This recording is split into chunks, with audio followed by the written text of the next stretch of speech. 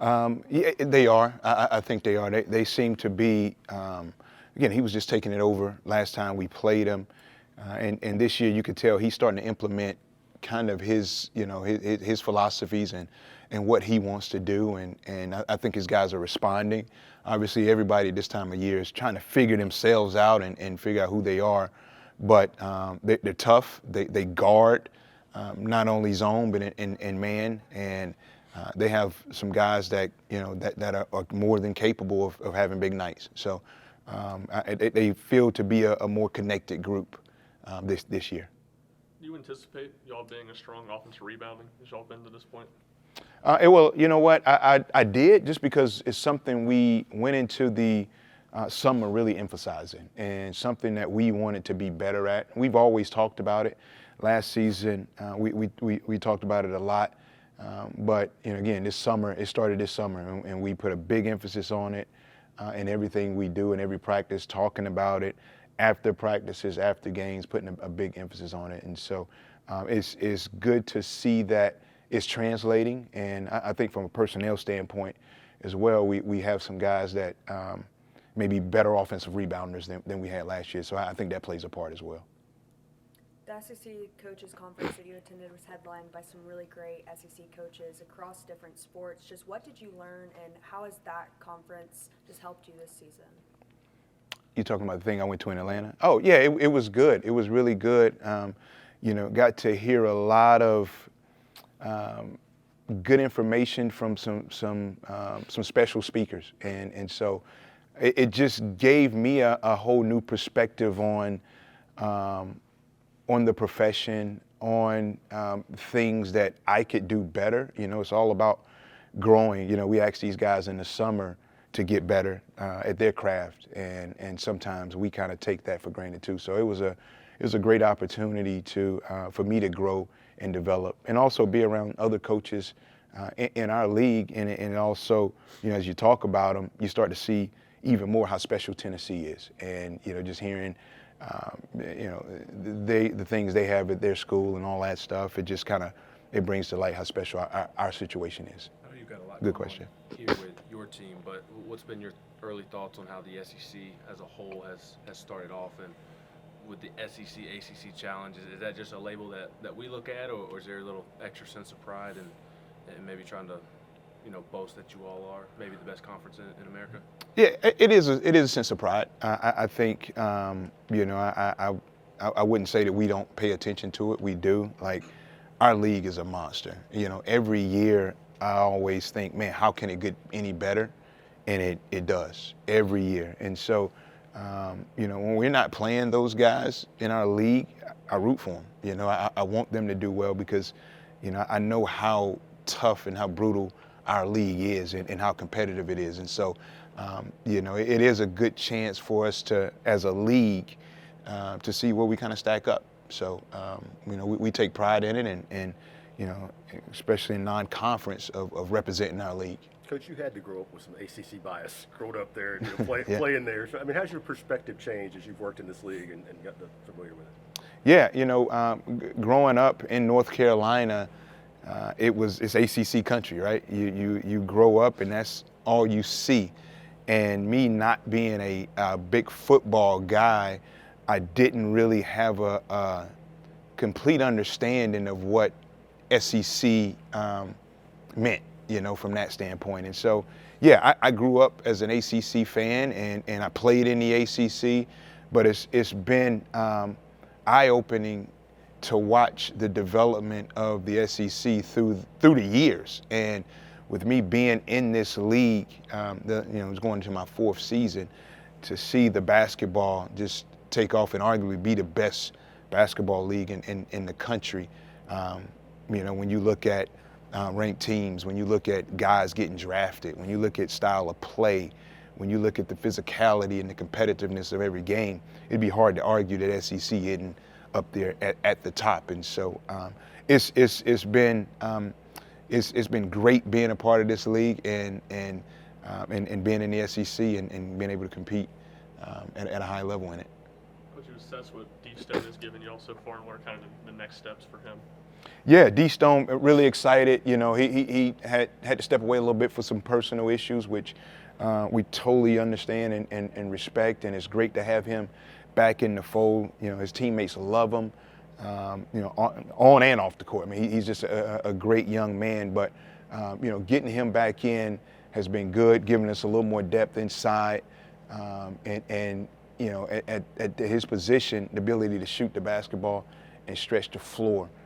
And just another scoring option. So I'm excited about that. Want to see him continue to grow defensively and continue to attack the glass and just be that versatile guy that he is. Where do you feel Felix is at offensively right now? You know, Felix, I think he's getting better. You know, I think he's getting better.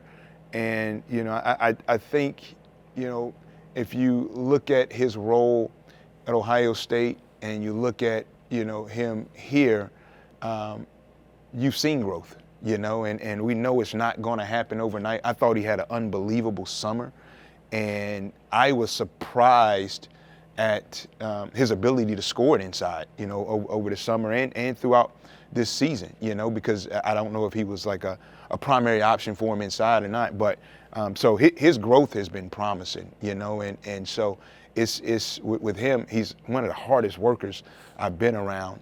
You know, after practice every day, I mean, he's getting game reps at his low post game, and so I would say in the Bahamas he probably didn't play as well as, or not play. He probably didn't score it as well as he probably wanted to, or we wanted him to, but we're not discouraged at all at it. Like, you know, he put in the work.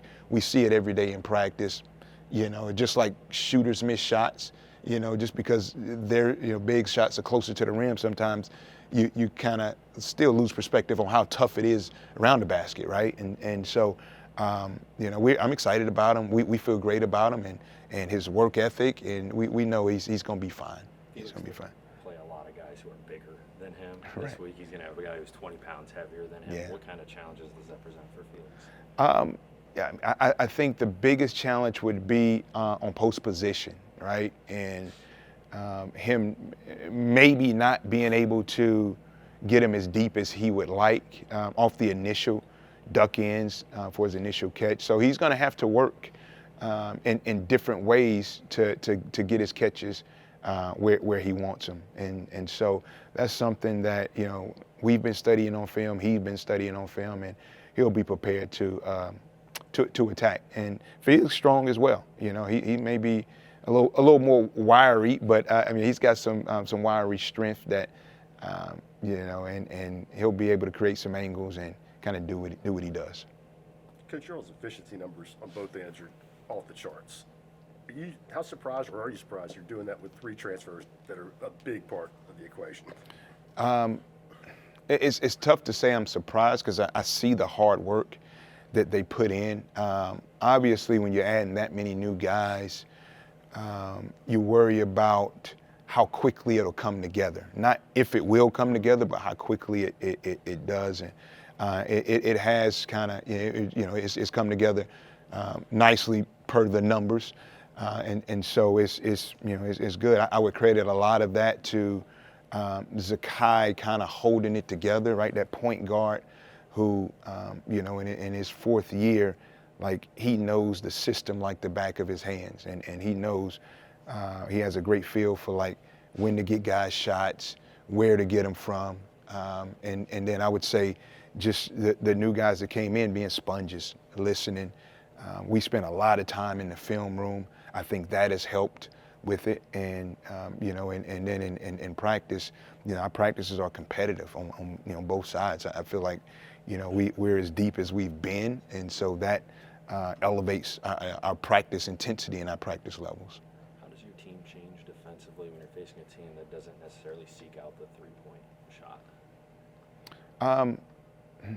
It really doesn't change it too much, right? Because, you know, even teams that do hunt the 3, I think the good ones try to get a piece of the paint first, and then they kind of make that paint touch and then kick out 3. And so, you know, it really doesn't change it in that perspective as far as what we do with our help defense, what we do with guarding the basketball. From a physicality standpoint, you got to be ready to bring your hard hat with these guys because they do have some physical downhill drivers with good size that, you got to fight, man. You got to fight, and we tell our guys, do your work early, right? Do your work early. Starts with that positioning early, whether it's on your closeout or whether it's on your post defense. Got time for one more if someone has one.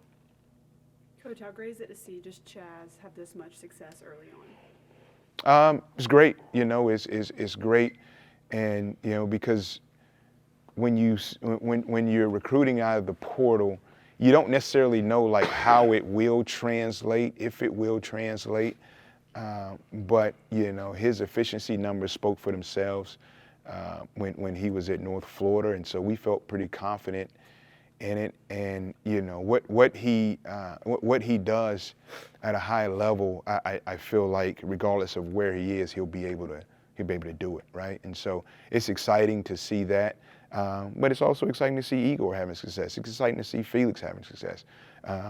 D Stone, right? All of those guys that we brought into the fold and recruited this season is great to have them.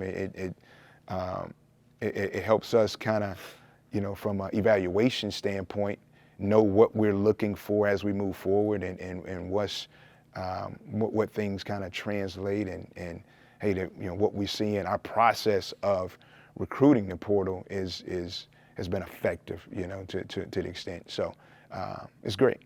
Thanks, Coach. Thank you.